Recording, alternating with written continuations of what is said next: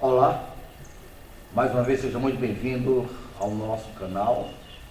Meu nome é Charles Araújo.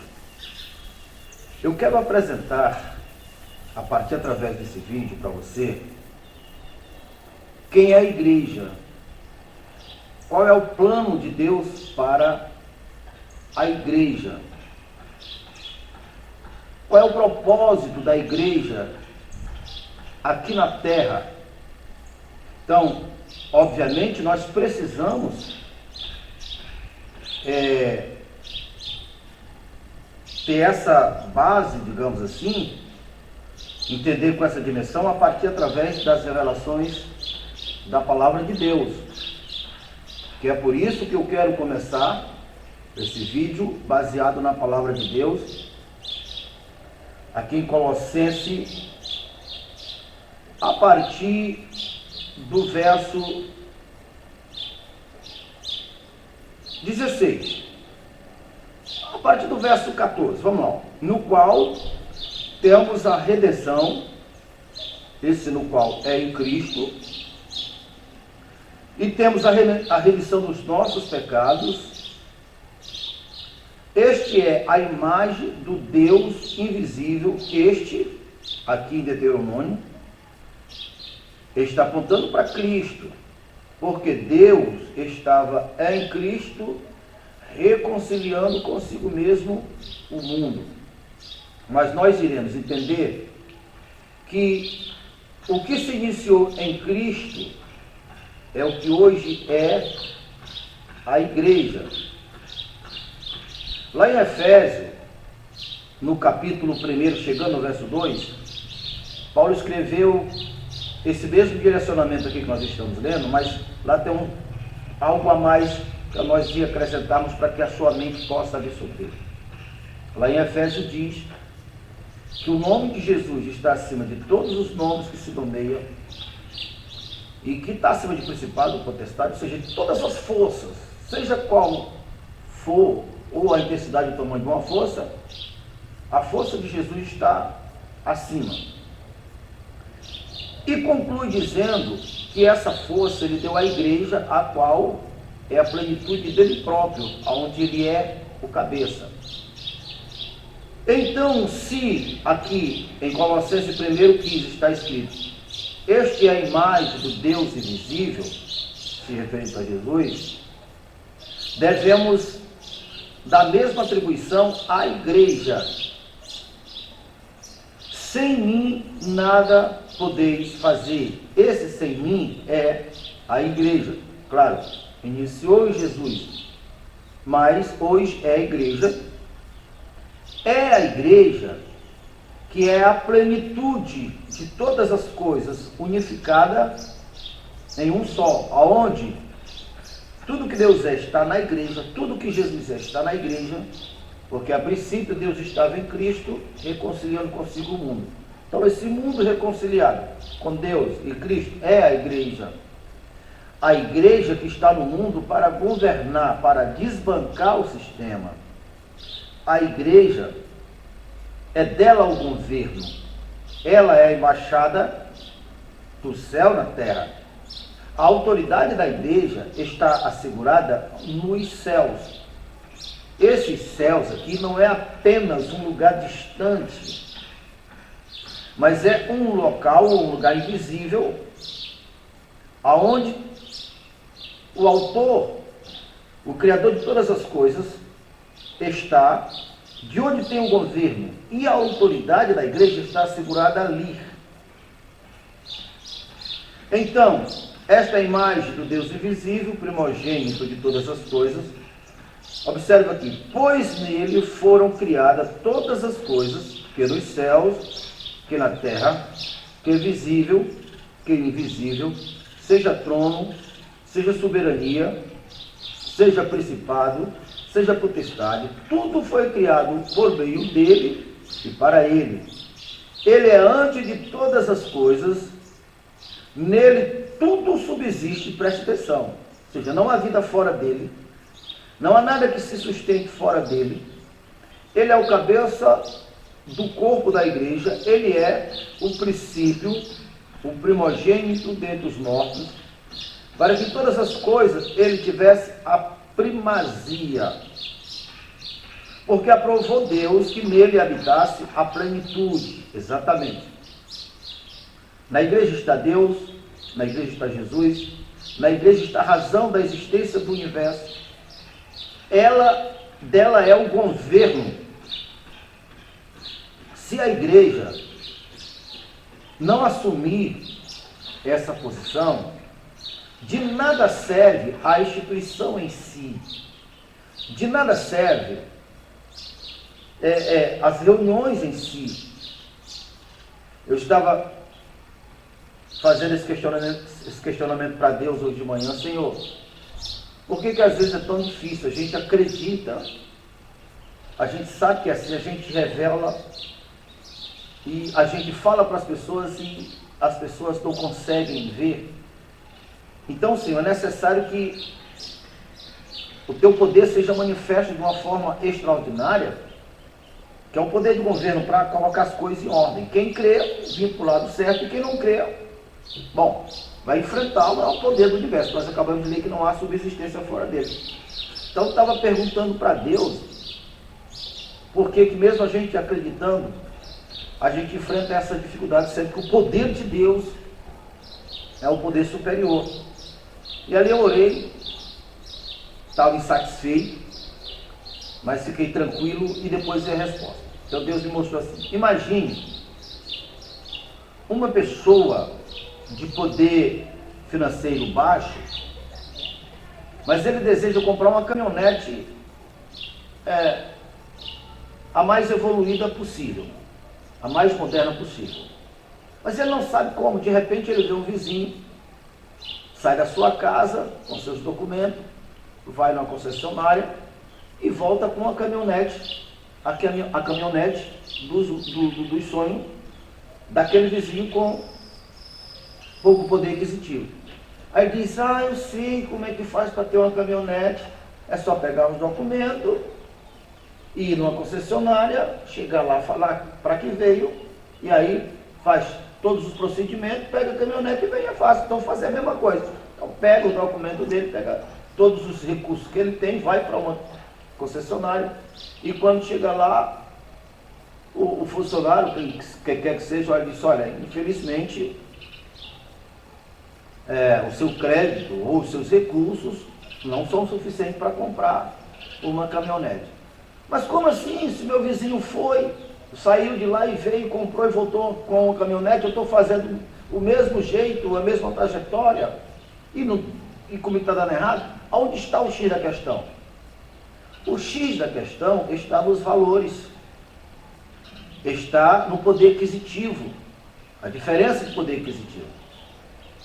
Trazendo para o assunto, se a igreja quiser esse poder, ela tem que ter uma postura correspondente, uma fé correspondente, um posicionamento correspondente, porque aí os recursos ficam pela parte de Deus, o poder fica pela parte de Deus, correspondente à fé da igreja, à postura da igreja, porque a igreja é a instituição do céu na terra que coloca ordem na terra. Eu tenho falado, e você que está me assistindo aí, observe o que eu estou falando.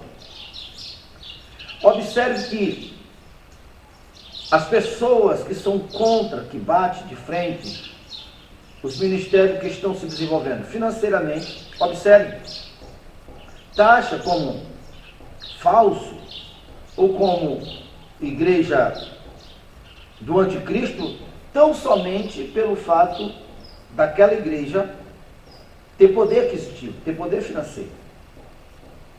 Então, estou lhe falando que a causa que, você pode observar, os falsos profetas estão lá, todos os pastores que são simplesmente os pastores que conseguiram fazer mais coisas nessa terra, abrir muitas igrejas, alcançar multidões,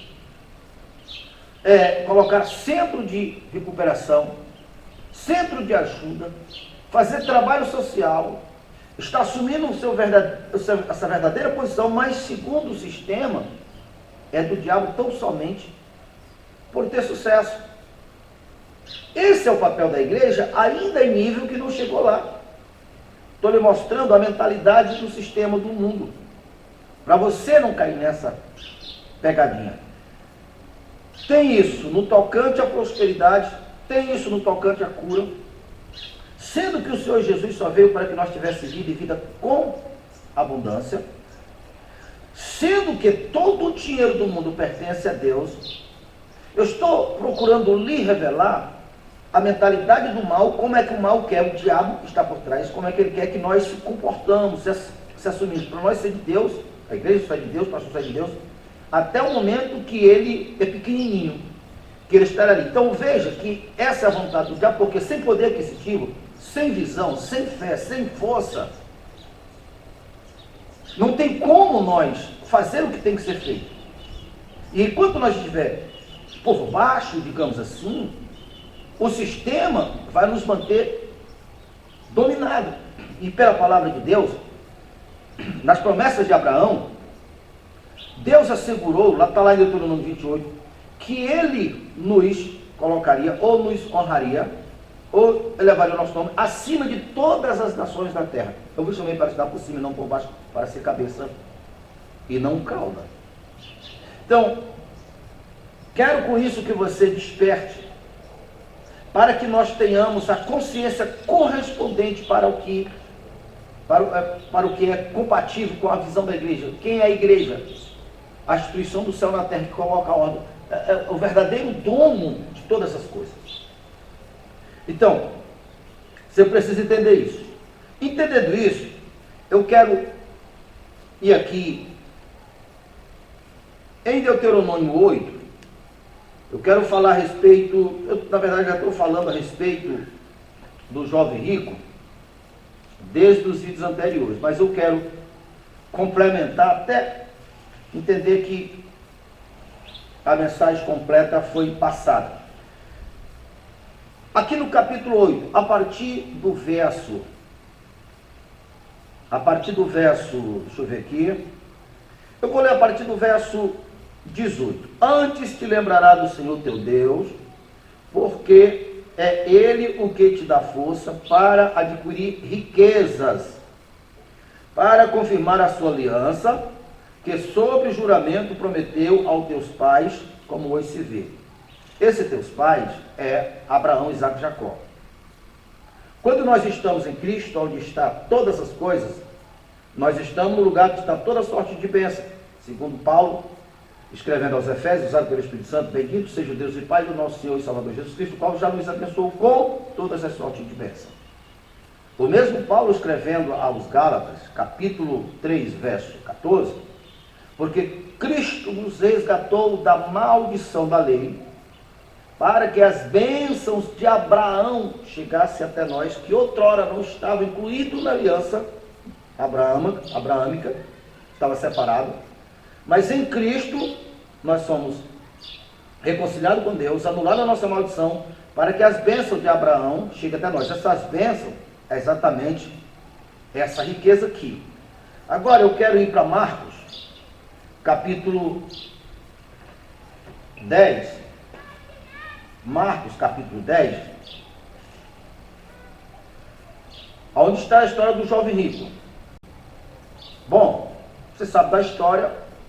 Um jovem rico procurou Jesus e disse: mestre, o que eu faço para herdar a salvação? Então, e respondeu-lhe Jesus: sabe os mandamentos? Não matarás, não adulterarás, não furtarás, não dirá falso testemunho, não desfraudará ninguém, honra teu pai e tua mãe. Então o jovem respondeu: mestre, tudo isso eu tenho feito desde a minha mocidade. Então veja só, esse jovem rico, ele era rico por causa da promessa que Deus tinha feito a Abraão. Nós lemos lá em Deuteronômio que a riqueza é a confirmação de Deus, é a parte de Deus para aqueles que estão na aliança. Então nós lemos lá que Deus confirma a aliança dando riqueza. Então essa riqueza que o jovem tinha era proveniente da aliança dele. Então ele conhecia as leis, conhecia Deuteronômio e todas as demais, todos os demais livros do Pentateuco, onde consta o acordo das alianças. Então Jesus estava conversando com alguém que entendia as leis. Então, já que o jovem era um cumpridor das leis, Jesus disse: ainda te falta uma coisa. Deixa eu ler aqui. E Jesus, citando sobre o jovem o amor, e disse: só uma coisa te falta, vai, vende tudo o que tens, dá aos pobres, e terá um tesouro nos céus, então vem e segue-me. Então veja só, o pensamento natural, na verdade eu digo que não é natural, do nosso adversário do diabo, é que nós entendamos aqui que Jesus está dizendo assim: olha, tu quer salvação, certo? Então, eu não aceito uma pessoa ter posse, ser rico e ao mesmo tempo ser a salvação. Então, para tu ser salvo, tu tem que vender tudo que tem, se desfazer, entrega aos pobres e vem, aí sim tu vai dar a salvação. Esse é o pensamento em que o diabo quer que nós tenhamos, porque assim sendo, nós nunca vamos conseguir nos desenvolver. Então a riqueza na mão dos ímpios vai usar para nos sufocar, para alcançar os neutros, porque nós nunca temos dinheiro para fazer nada, para nos dominar, e nós não vamos chegar a lugar nenhum. Não vamos chegar a lugar nenhum. Essa é a vontade do diabo, que é por isso que ele colocou essa armadilha aqui. Não estou falando que Jesus colocou a armadilha. O diabo utiliza dessa passagem para querer enganar as pessoas. Agora, entenda como Jesus quer que você entenda. Aquele jovem era rico, proveniente da parte que ele cumpriu da aliança abraâmica. A aliança abraâmica, que é inferior, segundo a Bíblia, do que a aliança, a nova aliança em Cristo. Então, na velha aliança, o jovem sabia, como Jesus sabia, que dar aos pobres é o mesmo que emprestar para Deus, e não fica sem receber a recompensa. E o jovem, ao cumprir, era rico. Então agora, na ampliação, como a nova aliança maior, o Senhor Jesus queria que aquele jovem pegasse o melhor que ele tinha na velha aliança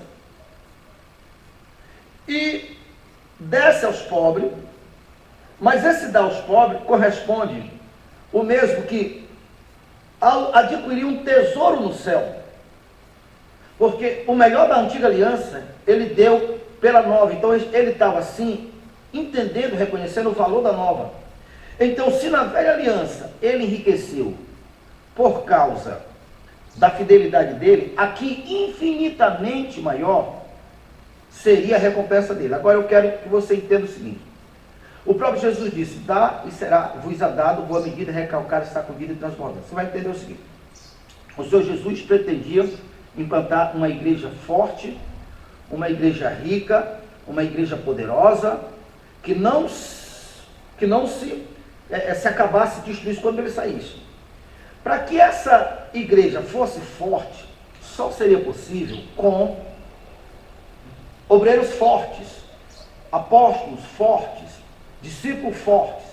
Então, Jesus viu naquele jovem esse perfil e esse potencial. Então, o jovem, ao dar aquela quantia, obedecendo o Senhor Jesus, e ele assumindo, pode ter certeza que esse convite aqui era para ele ser discípulo apóstolo. Todas as vezes Jesus disse: segue-me, ele disse para aqueles que se tornou apóstolo. Então, com esse tesouro que o jovem, ao dar, tinha conquistado no reino espiritual, daria direitos legais, de justiça legais, para que o reino dos céus, a partir do tesouro que o jovem tinha assegurado, é como um depósito. Quem deposita pode sacar a hora que precisa. O jovem, ao depositar a toda a sua riqueza, estaria assim dando os direitos legais para quando Jesus morrer e ressuscitar, que agora a igreja ficaria nos ombros dos discípulos como ficou, todos que trouxesse para o jovem tivesse aquela mesma justiça, aquele tesouro que ele trocou a riqueza pelo tesouro, dava justiça legal de, ao trazer, ser devolvido em abundância. Por quê? O próprio Jesus disse que quem dá a um profeta recebe o correspondente à honra do profeta. Quem dá a uma igreja recebe o correspondente à honra da igreja, ao nível de fé da igreja, ao nível de fruto que a igreja está dando. Então aquele jovem, ao fazer isso, quem trouxesse para a igreja onde ele era apóstolo, entende o que eu estou falando? De onde é que eu tirei isso? Da minha cabeça? Não. Quando o Senhor Jesus saiu, que começou a conversar com os discípulos, foi quando Pedro perguntou: mestre, e para nós que deixamos todas as coisas para te seguir, o que nós ganhamos? Jesus disse: 100 vezes mais aqui e uma morada não por vir. Então imagine, o que Jesus de fato queria era que aquele jovem, ao semear a riqueza da primeira aliança, recebesse 100 vezes mais aqui, e ainda a salvação, que era o que o jovem queria. Mestre, o que eu faço para herdar a salvação? Conhece a lei? Conheço desde a minha mocidade. Então vendo tudo que tu tem. Entende? Então, veja isso aqui. No capítulo 2 de Atos dos Apóstolos, a partir do 44 está escrito assim: todos os que criam estavam juntos e tinham tudo em comum, e vendia suas propriedades, presta atenção, e vendia suas propriedades e bens, e distribuía o produto dentre todos, à medida que alguém tinha necessidade. Então veja, o que Jesus pediu para o jovem rico fazer, que o jovem rico não fez. Olha que um monte de gente fazendo. Aqui não era só 2 ou 3 pessoas, era milhares de pessoas fazendo. Então, ao fazer isso, tendo dentre os cabeças da igreja alguém que deu tudo, então ia potencializar o retorno.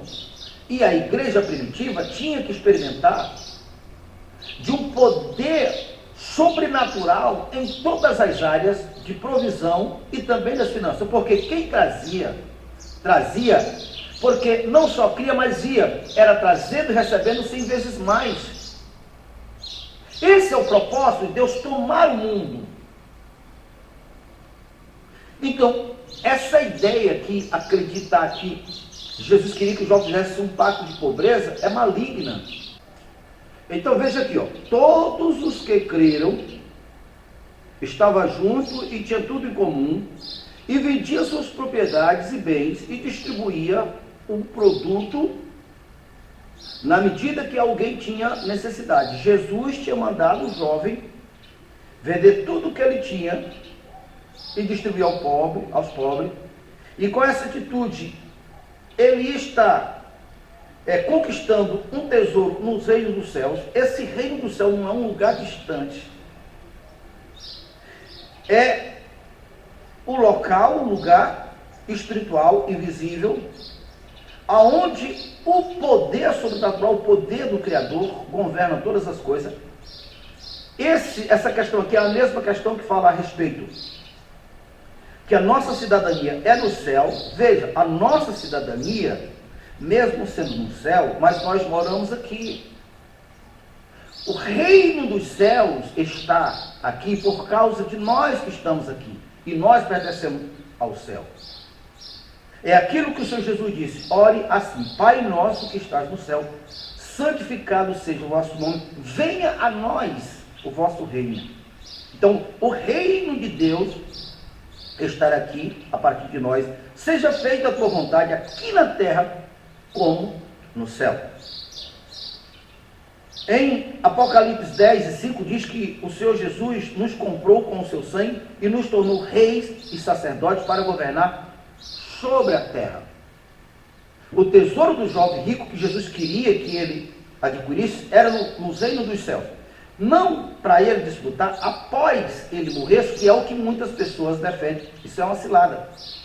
E assim sendo, nós vamos ser sufocados aqui, porque aqui nessa dimensão física, o dinheiro é moeda de troca, as riquezas é o que faz nos potencializarmos, divulgarmos, nos desenvolver, desde a nossa vida, a nossa família e a igreja. A igreja é a plenitude de Deus, é a instituição de Deus na terra, é onde está o governo.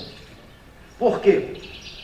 Se está escrito que nele, esse ele é Jesus, nele habitou a plenitude de Deus, porque Deus estava em Cristo reconciliando consigo o mundo. Aquilo que a princípio foi Jesus, pois é a igreja. Então a igreja, a plenitude, todas as coisas foram feitas por ela e para ela, e sem ela nada subsistirá, porque a igreja é o reino dos céus, ou agentes do reino dos céus na terra, até que o reino seja literal. Então, a igreja é para ser rica, riquíssima. O que Jesus reprovou no jovem não foi a riqueza, ele o amou, o jovem. O que não pode, o que Jesus reprovou, foi o amor, ou amar a riqueza mais do que ele, foi o que os jovens fez. Então, o reter, o guardar, o armazenar, é o que causa a pobreza no mundo, o que causa fome no mundo. Mas a riqueza em si, ela é uma bênção. Existe uma riqueza, existe um depósito de riqueza, existe, a Bíblia fala sobre o tesouro de Deus que está escondido. Existe uma fonte que não se acaba e que se recebe quando se semeia. Dai, será-vos dado, uma medida recalcada, sacudida e transbordante. Foi o que Jesus respondeu para Pedro. Pedro, quem largar tudo, vender tudo por mim, recebe 100 vezes mais aqui uma morada no porvir. Essa pergunta foi feita logo após o discípulo verem que o jovem não obedeceu ao Senhor Jesus. Ele ficou triste porque ele amava, e ali Pedro, que tinha feito aquilo que o jovem não fez, porque o mesmo chamado que Jesus fez para o jovem, vem e segue, foi o mesmo para Pedro, ser apóstolo, o mesmo para Mateus, Mateus vem e segue. Então Pedro largou seus barcos, ele era um pescador, ele tinha barco, ele tinha servo, ele tinha casa. Aí Pedro disse, Senhor, e nós que largamos tudo? Pedro não estava perguntando, e se nós largar tudo? Não. E nós que largamos tudo, o que ganhamos? 100 vezes mais aqui, e uma morada no porvir. Seria essa morada no porvir que o jovem rico ia ganhar, e 100 vezes mais aqui, a partir do que ele tinha dado. Então, obviamente, a riqueza dele era maior do que a de Pedro, então ele ganhava muito mais, mesmo 100 vezes mais, os 100 vezes mais de Pedro e do jovem, o do jovem, obviamente, era maior. Então, aqui você precisa entender o seguinte: a igreja, ela é o céu na terra. O céu, a descrição do céu é de ouro, ruas de ouro, de prata, diamante. Então a igreja, para ser isso, pela importância que ela tem, pelo que ela representa, porque nela habita Deus, Jesus. Deus estava em Cristo, reconciliando consigo o mundo. Então o mundo, ao ser reconciliado, está junto com Deus, é a igreja, onde está a plenitude de Deus, segundo Colossenses capítulo 1, verso 14 em diante, porque ele está acima de todo trono. Então, toda a soberania, de todas essas coisas, nele habitou a plenitude de Deus. Então aqui nós lemos que eles vendiam tudo e traziam e depositavam aos pés dos apóstolos e distribuía segundo a necessidade que cada um tinha.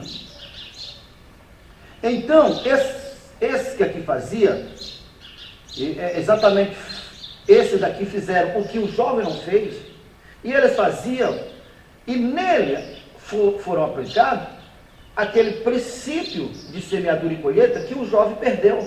Esse era o tesouro do céu: herdar a salvação, não amar o dinheiro, mas entender que quando ele desce, porque o dinheiro era a confirmação, era a parte de Deus confirmando para aqueles que estavam na antiga aliança, está lá em Deuteronômio 20, porque Deus confirmava para com aqueles que estavam na aliança, dando riqueza. Você observa que os 400 e tantos anos que o povo de Deus passou debaixo do governo de Faraó, aonde a promessa de Deus era: eu vos exaltarei sobre todas as nações da terra.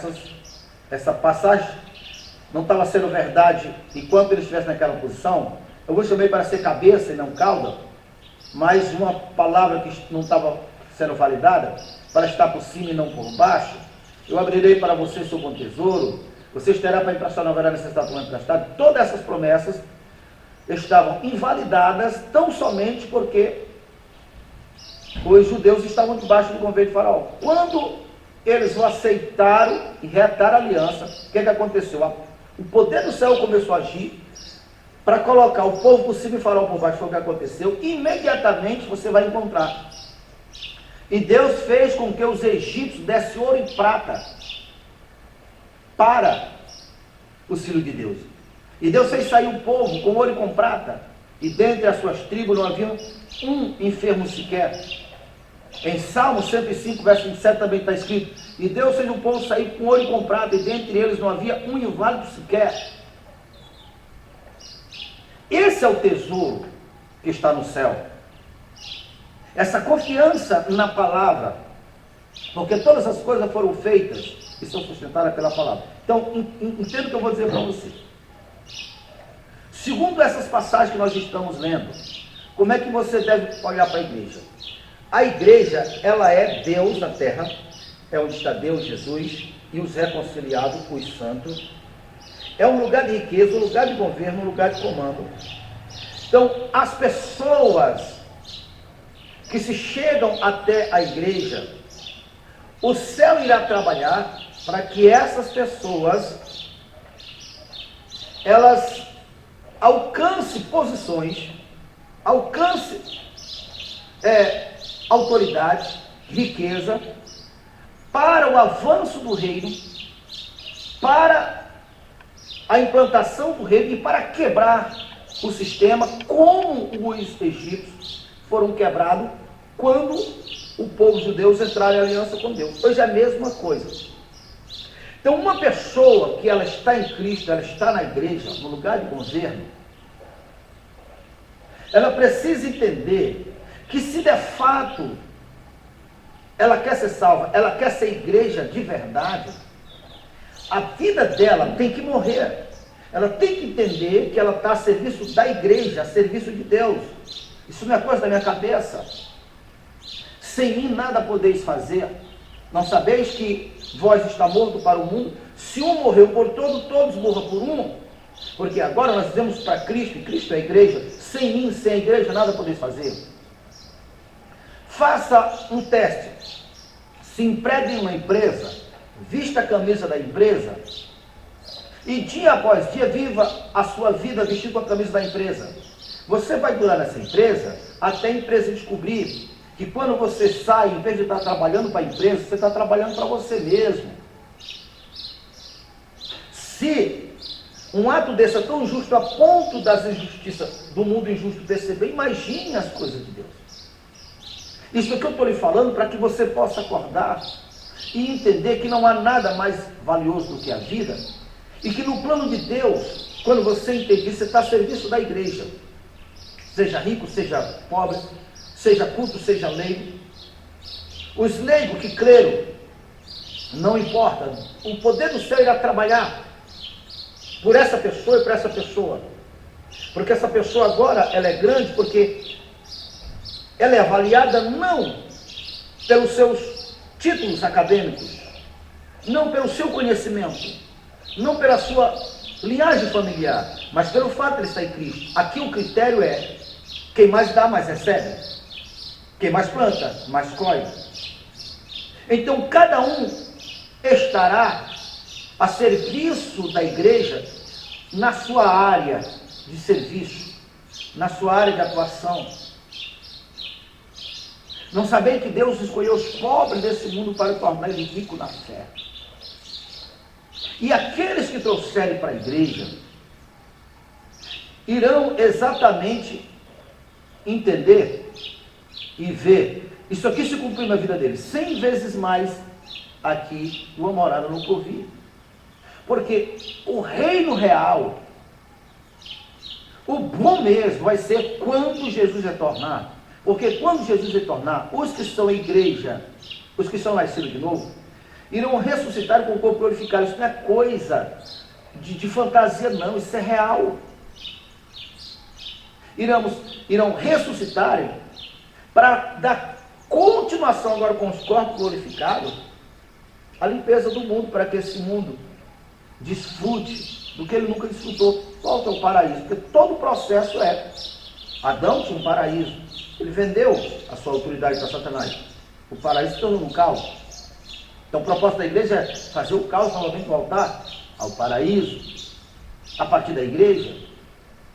Não tem no mundo quem invalide isso, que anule isso, quem mude isso. Não tem no mundo quem faça algo desse tipo.